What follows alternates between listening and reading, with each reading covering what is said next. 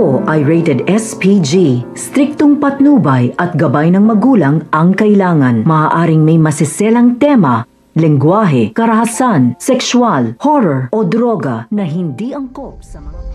Sa tagal na nga ng panahon na nakakulong nga itong si Lucy, ay sasabihin na nga dito ng korte na makakalaya na nga ito. Malalaman na nga ito ni Darius na sabihin nga sa kanya ng abogado nga ito. Habang ito namang si Farah ay nakikinig. Inis na inis nga siya nang malaman niya nga ito na makakatakas na nga at makakalaya na nga ito ng si Lucy. Tuwan-tuwa naman si Lucy dahil ngayon nga ay malaya na nga siya at magagawa na nga niya ang kanyang dapat gawin upang sa gayon nga bawiin nga niya ang buhay na inagawa nito ni Farah sa kanya. Ngunit mahihirapan pa rin nga itong si Lucy dahil na nga rin sa patuloy na pagpapanggap nga nito ni Farah. At ngayon nga ay nagiging magkasundo itong si Cheska at ang lola nga nito.